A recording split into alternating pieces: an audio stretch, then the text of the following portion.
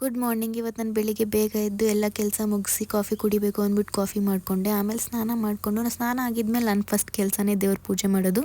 ಇವತ್ತಿನ unexpected thing ಏನಂದರೆ ದೇವರು ನಾನು ಏನು ಕೇಳಲಿಲ್ಲ ಅಂದರೂ ಎಲ್ಲ ಕೊಡ್ತಾನೆ. ಹಂಗೆ ಇವತ್ತು ನಾನು ಏನೂ ಕೇಳಲಿಲ್ಲ, ಆದರೂ ಅವನಿಗೆ ನಂಗೆ ಹೂವು ಕೊಟ್ಟ. ಆಮೇಲೆ ನಾವು ಹೋಗಿದ್ದೆ ಮನೆ ಹಿಂದೆ ಇರೋ ಗಿಡಕ್ಕೆಲ್ಲ ನೀರು ಹಾಕೋಣ ಅಂತ. ನೀರು ಹಾಕಿ ನಾನು ಯಾವಾಗೂ ಹೇಳ್ತಾ ಇದ್ನಲ್ಲ, ಒಂದು ಗಿಡದಲ್ಲಿ ಜಾಸ್ತಿ ಹೂವು ಬಿಡುತ್ತೆ ಅಂತ. ಆ ಗಿಡ ಇದೆ ನೋಡಿ, ಎಷ್ಟು ಹೂವು ಬಿಡುತ್ತೆ. ಮೂರು ಜನ ಬಿಡಿಸಿದ್ರು ಬಿಡ್ಸೋಕ್ಕಾಗಲ್ಲ, ಅಟ್ಲೀಸ್ಟ್ 2 hours ಆದರೂ ಬೇಕು ಈ ಹೂವನ್ನೆಲ್ಲ ಬಿಡಿಸೋದಕ್ಕೆ. ಆಮೇಲೆ ಟಿಫನ್ ಮಾಡಿ ನಾನು ಸ್ವಲ್ಪ ಹೊತ್ತು ನಾಯಿ ಜೊತೆ ಆಟಾಡಿ ಸ್ವಲ್ಪ ಹೊತ್ತು ಮಧ್ಯಾಹ್ನ ಆಗಿತ್ತು ಅಂತ ಮಲ್ಕೊಂಡು, ಸಾಯಂಕಾಲ ಕಸ ಗುಡಿಸಿ ಮುಖ ತೊಳ್ಕೊಂಡು ದೇವ್ರ ಪೂಜೆ ಮಾಡಿ ನಮ್ಮ ಯಜಮಾನ್ರು ಕಾಫಿ ಬೇಕು ಅಂತ ಕೇಳಿದ್ರು.